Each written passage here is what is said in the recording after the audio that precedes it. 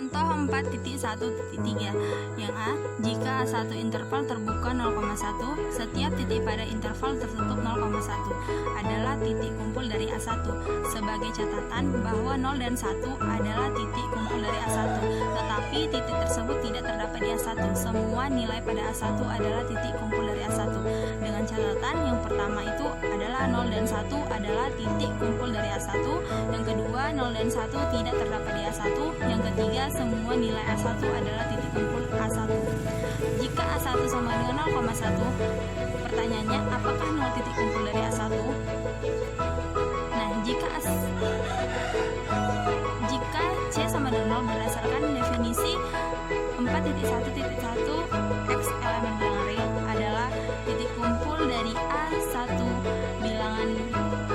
himpunan bagian bilangan real elemen V delta dikali C sama dengan C dikurang delta C tambah delta X memuat sekurang-kurangnya suatu titik berbeda dari X dikali X tidak sama dengan C dan mutlak X dikurang C lebih kecil dari delta. Kita misalkan delta sama dengan setengah. Jadi V delta C sama dengan C dikurang delta C ditambah delta. V delta dikali 0 sama dengan 0 dikurang setengah.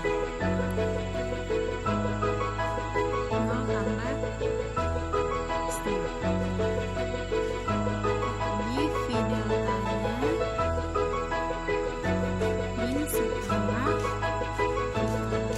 min setengah setengah.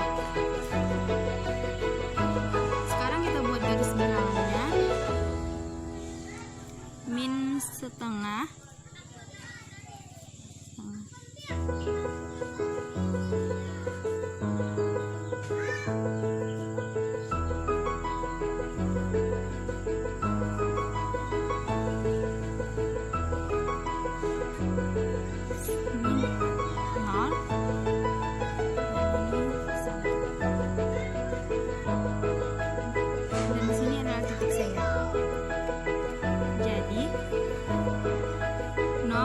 merupakan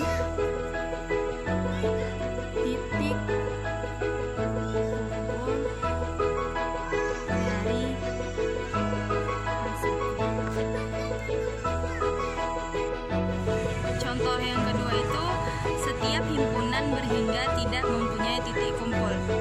Jadi C sama dengan 1 berdasarkan definisi 4.1.1 X elemen bilangan real adalah titik kumpul dari A1 himpunan bagian bilangan real elemen V delta dikali C sama dengan C dikurang delta C tambah delta X memuat sekurang-kurangnya satu titik berbeda dari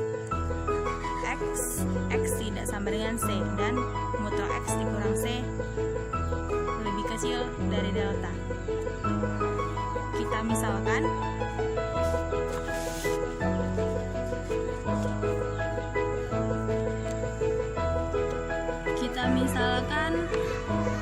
delta sama dengan 1/4. Jadi V delta dikali C sama dengan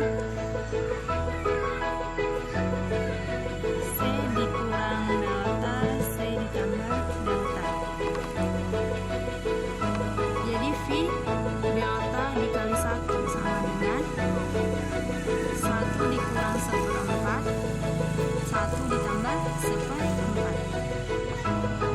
Jadi V delta kali 1 sama dengan min 3/4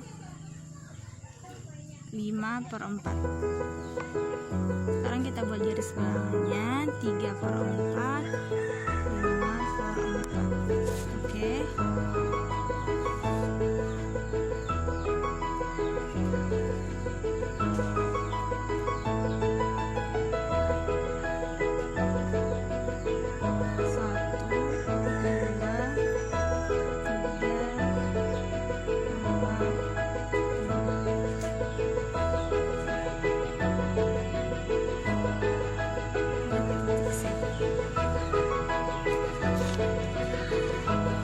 Jadi merupakan titik kumpul dari A2. Contoh yang ketiga itu himpunan pada N meskipun tak berhingga tetapi tidak memiliki titik kumpul. Oke, kita misalkan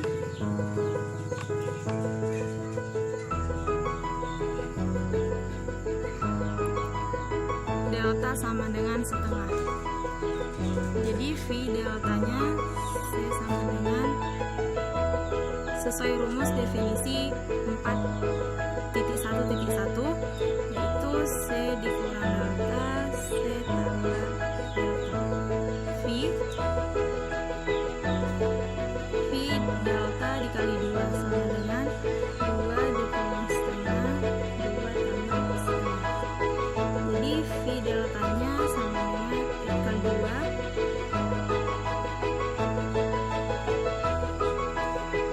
hasilnya min 32,5.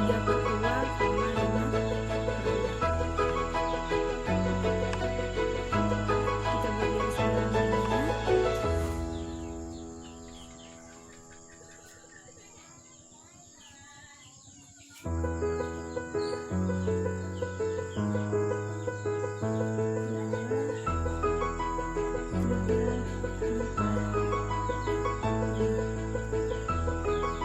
Di sini terdapat titik C.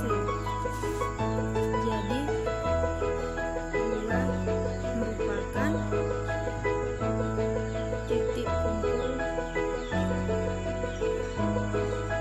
dari A3.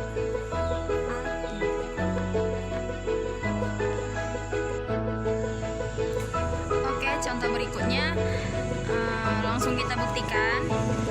Kita asumsikan bahwa X lebih besar dari 0 sejak Y dikurang X lebih besar dari 0 mengikuti akibat 2.4.5. Kemudian di sini terdapat N elemen dari N sehingga 1 per N lebih besar Y dikurang X, masing-masing dikalikan dengan N.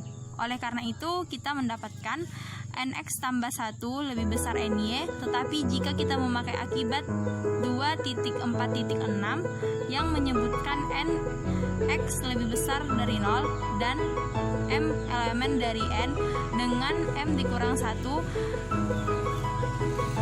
lebih besar dari Nx lebih besar M.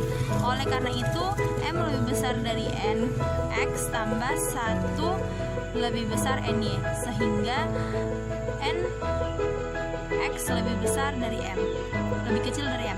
Oleh karena itu M lebih besar dari Nx tambah 1 lebih besar Ny, sehingga Nx lebih besar M dan lebih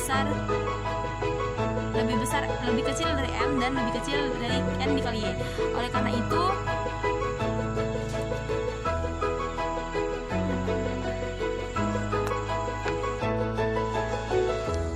lanjut contoh berikutnya. Langsung kita buktikan, kita asumsikan bahwa X lebih besar dari 0 sejak Y dikurang X lebih besar dari 0 mengikuti akibat 2.4.5. Kemudian di sini terdapat N elemen bilangan N sehingga 1 per N lebih kecil Y dikurang X, masing-masing dikalikan dengan N. Oleh karena itu kita mendapatkan Nx tambah 1 lebih kecil N dikali Y, tetapi jika kita memakai akibat 2.4.6 yang menyebutkan N dikali lebih besar dari 0 dan M lebih elemen dari N dengan M dikurang 1 lebih besar dari Nx lebih besar dari M, lebih kecil dari M. Oleh karena itu M lebih kecil Nx tambah 1 lebih kecil dari N dikali Y, sehingga Nx lebih kecil dari M. Oleh karena itu M lebih kecil dari Nx tambah 1 lebih kecil N dikali Y, sehingga Nx lebih kecil dari M dan lebih kecil N dikali Y. Jadi bilangan rasional M per N jika Nx dikali M dikali Nx lebih kecil dari M dan lebih kecil dari N dikali Y masing-masing dibagi N, maka didapatkan X lebih kecil dari R lebih kecil dari Y. limit. Kita sekarang menyatakan definisi fungsi f pada titik C. Penting untuk dicatat bahwa dalam definisi itu tidak penting apakah f ditetapkan pada C atau tidak. Bagaimanapun kita mengecualikan C dari pertimbangan dalam penentuan limit. Di dalam definisi 4.1.4, misalkan A himpunan bagian real dan C adalah titik kumpul dari A untuk sebuah fungsi f A menuju bilangan real.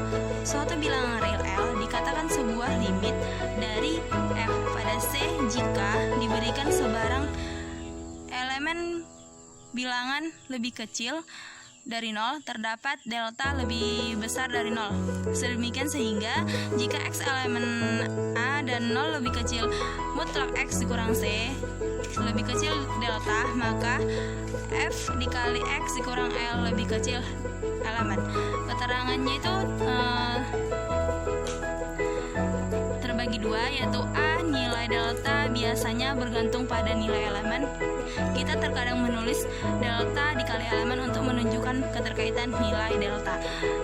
Yang kedua itu pertidaksamaan 0 lebih kecil dari mutlak. X dikurang C bisa dikatakan X tidak sama dengan C. Jika adalah limit daripada, maka kita juga mengatakan bahwa konvergen untuk pada. Kita sering menulis L sama dengan limit X menuju C F dikali X, atau L sama dengan limit X menuju C dikali C. Kita juga mengatakan bahwa F dikali X mendekati L sebagai X mendekati C. Tetapi harus dicatat bahwa intinya tidak benar-benar bergerak kemana-mana. Simbolisme F dikali X dikurang menuju L sebagai X menuju C. Jika limit f pada C tidak ada, kita katakan bahwa f divergen pada C.